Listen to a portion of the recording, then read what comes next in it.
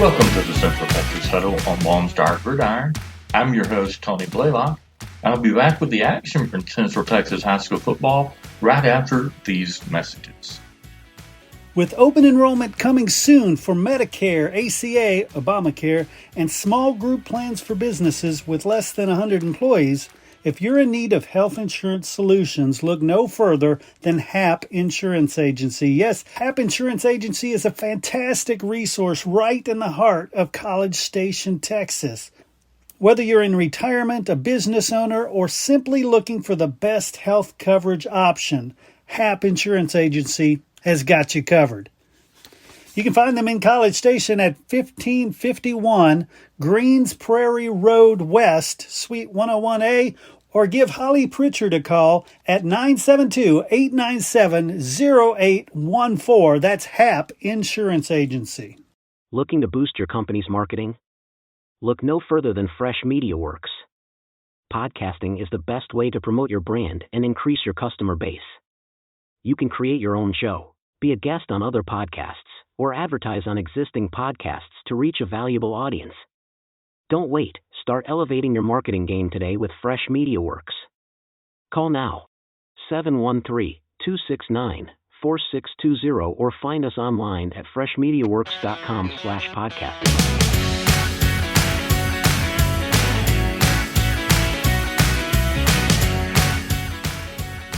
I want to thank HAP Insurance of College Station, Fresh Media Works, and Nani's Sweeter Side for their sponsorship of the Central Texas Huddle. Now let's get to the action in Week 8. We start off with the Westlake versus Dripping Springs game. It was a battle of unbeaten teams in District 26A district play. Dripping Springs actually led this game 14-7 at the half, but Westlake rallied for the 27-14 win. For Westlake, Reese Weiss was 15 of 20 passing, 209 yards, added 59 yards rushing and 3 rushing touchdowns. Jack Kaiser had 7 receptions for 47 yards, 13 carries for 41 yards. For Dripping Springs, Jack Robert Tyndall had 31 carries for 180 yards and 1 touchdown. Maddox Mayer threw for 190 yards and 1 touchdown. Kyle Koch had 6 receptions for 95 yards and 1 touchdown. And our Steve Thomas caught up with head chaparral Tony Salazar after the game. You're facing a really strong running game there. What are some of the things you're looking at? What are some of the keys to trying to stop them this week? They just got to be physical. You know, they got some of those we call whistle plays where they line up fast and they run the same play over and over. And they've been killing everybody all year with it, and they did it today a couple times on us. But for the most part, I thought we kind of weathered the storm and took that away from them, minus 1 big run play. And so, hats off to our defensive guys. They understood the challenge. As a physical football team, much more physical than a lot of guys who played this year. So that running back was a good running back. Tyndall was a good running back tonight. And he's hard to tackle, but I think he's going to be a little sore tomorrow. So are our guys. And you're definitely executing better in the second half. What do you think were some of the keys to that? Just getting out of our own way, selling, not blitzing ourselselves out of things, and just, making them have to drive the football, making them have to work 10 plays at 5 yards at a time, and that's what we did. And we had some big short 4th down stop, a big 3rd and 1 stop, and forced them into a punt, and obviously gave our offense the ball back. And I know people they've been asking about like the halftime talk, but what was some of the talk amongst the players? You said they weren't satisfied with how they were playing. What was some of the talk amongst themselves? It was they looked each other in the face and said, that's not who we are. We let this football team into it the first half. Not to take away from anything they did, but we definitely didn't play our game. So we wouldn't know what the real score was if we didn't execute the first half like we did. And so we knew we were a better football team than that, and they came out and all 3 phases executed to T. Thanks, Steve Thomas and Tony Salazar, for that interview. And our next game is San Antonio Reagan versus San Antonio Johnson. This was a battle of unbeaten teams in district play in 28-6A. And Reagan emerges victorious in this game, 41-27. For Reagan, it was Cole Pryor with 32 carries, 213 yards, and 4 touchdowns. He also added 28 yards receiving. Brad Johnson was 16 of 18 passing for 186 yards and 1 touchdown, and he added 1 rushing touchdown. And Caleb Capuccio had 4 receptions for 69 yards. For Johnson, Ty Hawkins was 17 of 26 passing for 200 yards and 1 touchdown, and he added 20 carries for 109 yards and 1 rushing touchdown.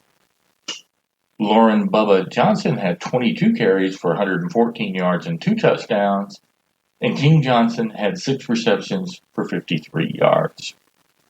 Our next game was another battle of teams unbeaten in district play, this time in District 25-6A, as Van de Gref topped Round Rock 45-3. For Van de Gref, Deuce Adams was 14 of 21 passing for 148 yards and 1 touchdown. Zade Oliver had 12 carries for 57 yards and 3 rushing touchdowns. Miles Coleman had 11 receptions for 119 yards and 1 touchdown. And our Steve Thomas caught up with head coach Drew Sanders after the game. Out there, I think you guys forced 6 straight 3-and-outs in the first half. Can you just talk to me about how good the defense played? Yeah, I mean, that is really impressive for our guys. I mean, that is not a bad offense over there. I mean, they've got one of the best players in the state at quarterback, and for us to just simply send them back to their bench after 3 plays is just really pretty impressive. And so I'm proud of my coaches, Coach Young and Coach Griffin, my co-defensive coordinators do such a great job. And then I thought our kids played really, really hard tonight. It looked like you were having fun out there, especially towards the end. Yeah, I mean, I was for sure. You know, I mean, I've never seen back-to-back punt returns for touchdowns. So the second one I had to celebrate a little bit because Miles deserved that. It was unbelievable. Yeah, and on that, what do you think was like the key to that? A couple things. First of all, Miles is a really good returner. Number 2, though, is that no one blocked in the back, no one held. Everybody just did their job, and I think that takes a lot of discipline, and that's credit to our special teams guy. Coach Wilkine does a great job there. What can you say about your team's progression? Because I know there were some struggles early in the season, but it seems like they're really clicking. They've cleaned things up now. Well, I mean, we have lots of things to clean up, and that sounds silly to say that, but, I mean, we had multiple penalties, multiple things go wrong, but we are playing a cleaner game, I think, right now.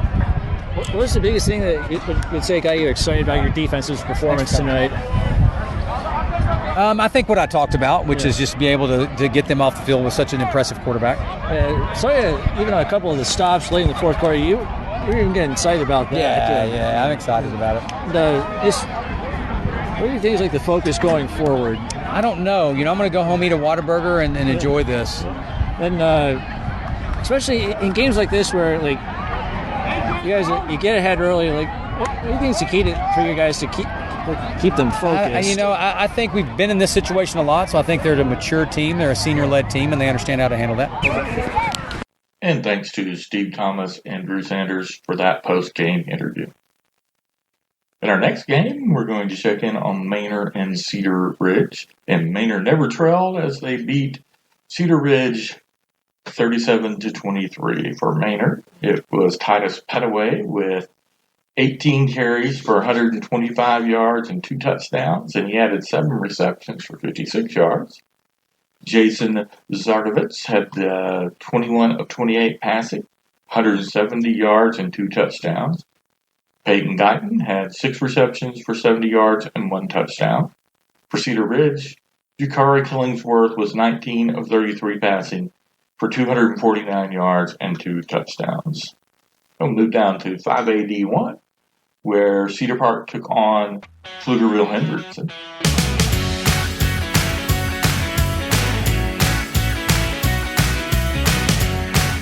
You have a party coming up or just want a special gift? Check out Nani's Sweeter Side. Yes, Nani's Sweeter Side makes the most amazing custom-created sugar cookies with your design. They also offer paint your own cookies and decorate your own cookies. Those make an excellent sweet activity that you can sink your teeth into at parties. Nani's also offers some of the most amazing cupcakes ever. You can check out Nani's Sweeter Side at nanisweeterside.com. That's N-A-N-I. Check her out on Facebook. Just look for Nani's Sweeter Side. Or give her a call at 937-499-4790. At 90 Sweeter Side, you'll find that happiness is homemade. Hey, did you play Texas high school football? If you did, you're part of an elite group, the Brotherhood of Texas High School Football. All football players, past and present, who have ever suited up in the Lone Star State are eligible. Go to LoneStarGridiron.com/brotherhood. And thank you for the part you played in the greatest sport in the greatest state.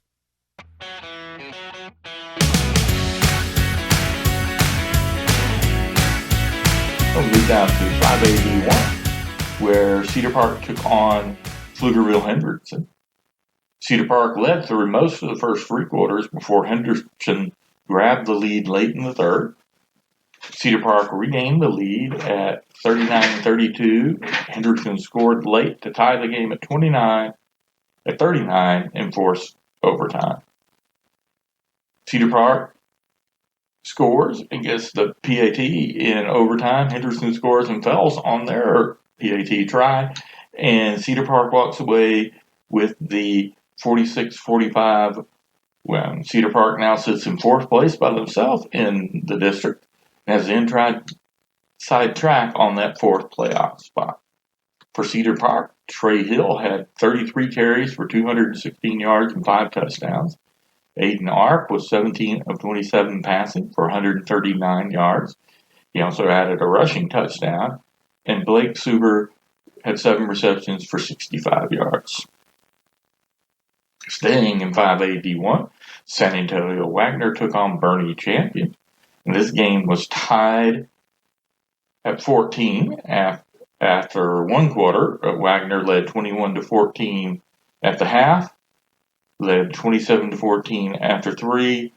Champions cut the lead to 27-21 with about 8 minutes left in the game. Then Wagner scored with around 1 minute left in the game to pull away and record the 34-21 win. Both teams are now 3-1 in district play and are in a 3-way tie with Seguin for second behind Smithson Valley. For Wagner, Braden Pressey had 19 carries for 107 yards and 1 touchdown. William Reynolds, 21 carries and 90 yards and 1 touchdown. Cameron Smith, 6 carries for 90 yards and 1 touchdown. And Jeanye Taylor and Davion Anderson also contributed rushing touchdowns for Wagner. Now let's go down to 5A-D2, where Rouse took on Chaparral. And Rouse never trailed in this game and beat Chaparral 49-36. Rouse sits in a commanding position in 11-5A-D2, having already beaten Belton and Chaparral. A win this coming week over Waco University would clinch the district title for the Raiders. For Rouse, London Morgan was 19 of 23 for 334 yards and 6 touchdowns. He added 1 rushing touchdown. Justin Cannon had 12 carries for 58 yards, and Keller Rogers had 3 receptions for 76 yards and 2 touchdowns.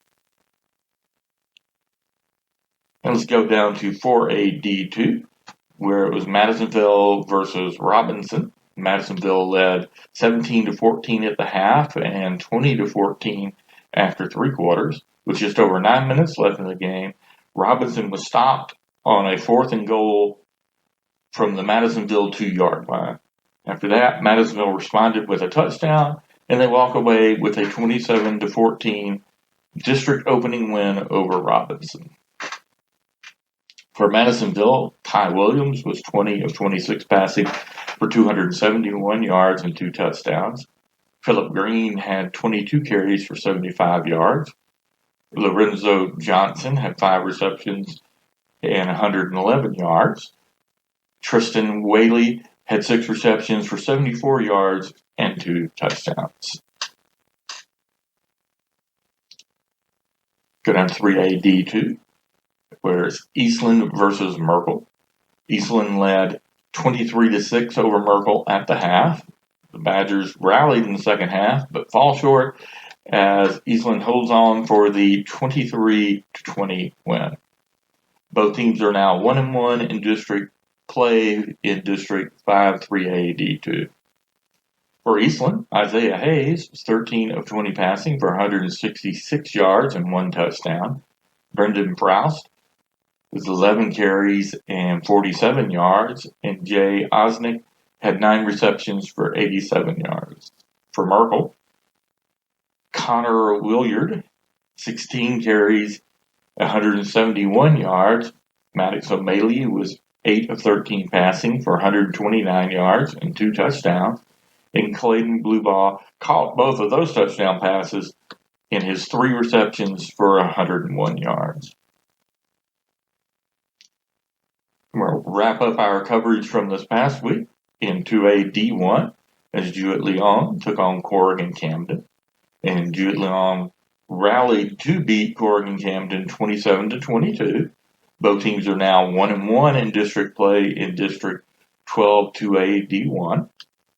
For Leon, it was Brock Bumpers, who was 9 of 14 passing for 169 yards and 1 touchdown. And Cooper Stevens had 8 carries for 49 yards and 1 touchdown. And he also had 6 receptions for 89 yards and a touchdown. For Corrigan-Camden, Michael Sullivan was 16 of 25 passing for 158 yards, 2 touchdowns, and he added 97 rushing yards and 1 touchdown. Blaine Burke had 6 receptions. And now let's take a look at the rankings. A reminder, the rankings are updated every week on LoneStarGridiron.com. You can see the rankings not only from the Central Texas area, but from the entire state of Texas.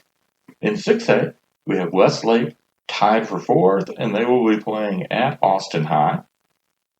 Vandegrift is tied for 6th, and they will be hosting Round Rock Cedar Ridge. Cibolo Still is 11th, and they will be at San Antonio East Central. Lake Travis is tied for 12th, and they will be at number 22, Dripping Springs. In 5A D1, Smithson Valley is tied for 5th, and they will be at Bernie Champion. College Station is tied for 7th, and they will be hosting Georgetown. San Antonio Wagner is tied for 11th, and they will be at Hayes Consolidated. And then a team just outside our top 15 is Lake Belton, and they will be hosting Midlothian. In 4A D2, Alamo Heights is number 9, and they will be hosting San Antonio Edison. And then Leander Rouse is just outside our top 15, and they will be hosting Waco University. 4A D1, Bernie is number 1. They will be hosting San Antonio Kennedy. And China Springs is number 7. And in the game of the week for Central Texas, they will be hosting number 9, Stephenville. Davenport checks in at number 11. They will be at Limpasas. And Waco La Vega checks in at 14th, and they will be hosting Alvarado. In 4A D2, number 2 Wimberley will be at Navarro. Number 6 Cuero is hosting Caldwell. And number 15 Waco Connolly is at Salado. In 3A D1, Franklin is tied for 1st, and they will be hosting number 11 Lorena. Number 3 Columbus is hosting number 14 Yoakum. Number 12 Jourdanton is at Poteet. And tied for 15th is Hallettsville. They are open this week. Keep an eye on Little River Academy. We have them just outside the top 15, and they are at McGregor. 3A D2, Post checks in at number 5, and they are at Natalia. 2A D1, number 10 Mason will be hosting Junction. Number 11 Holland will be at Hearn. And number 13 Centerville will be hosting Jewett-Leon. And in 2A D2, number 1 Mart is at Wortham. Number 6 Chilton is at number 10 Granger. And number 11 Bremont is at Milano. That wraps it up for the Central Texas Huddle for this week. I want to thank Hap Insurance of College Station, Fresh Media Works, and 90's Sweeter Side for their sponsorship of the Central Texas Huddle. Be sure and check back next week, and we'll go over the games from this week and look at the rankings after next week's game.